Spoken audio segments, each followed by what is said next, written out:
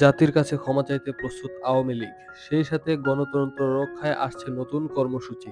দেশ জুড়ে যখন নির্বাচন নিয়ে আলোচনা, তখন দেশের একটি বেসরকারি টেলিভিশনকে এমনটি জানিয়েছেন দলটির যুগ্ম সাধারণ সম্পাদক আ.ফ.ম. বাহাউদ্দিন নাসির। তবে কি আবারও মাঠে নামছে আওয়ামী লীগ, নাকি আগামী নির্বাচনে অংশ নিতে নতুন কোনো ষড়যন্ত্র এটি? ছাত্র জনতার গণ অভ্যুত্থানে গত 5ই আগস্ট অবসান হয় দেশটির দেড় দশকেরও বেশি সময় ধরে ক্ষমতায় থাকা আওয়ামী লীগ শাসন আমলের। দলটির সভাপতি ও সাবেক প্রধানমন্ত্রী শেখ হাসিনা ভারতে পালিয়ে যাওয়ার পর গা ঢাকা দিয়েছেন তাদের অধিকাংশ নেতারা। সেই সাথে কারাগারে আছেন মন্ত্রী, এমপি সহ বড় বড় মাপের নেতারা। গণহত্যার দায়ে শেখ হাসিনা আওয়ামী লীগের শীর্ষ নেতাদের বিরুদ্ধে মামলার বিচার কার্যক্রম শুরু হয়েছে। এমন পরিস্থিতিতে তলানিতে গিয়ে ঠেকেছে দলটির সাংগঠনিক কার্যক্রম। তবে তবে এত কিছুর পরেও এখনো পর্যন্ত দলটির পক্ষ থেকে কোনো অনুশোচনা করতে বা ক্ষমা চাইতে দেখা যায়নি।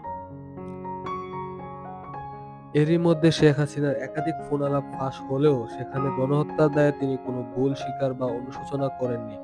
উল্টো নেতাকর্মীদের খেপিয়ে দিয়ে উস্কানিমূলক আলোচনা করতেই শোনা গেছে। এমন পরিস্থিতিতে চারিদিকে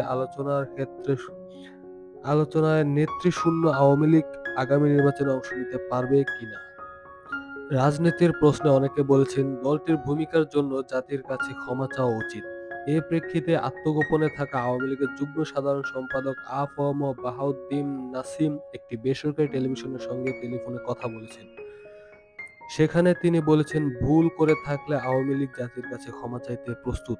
21শে নভেম্বর আওয়ামী লীগের ভেরিফাইড ফেসবুক পেজেও সেটি শেয়ার করা হয়েছে।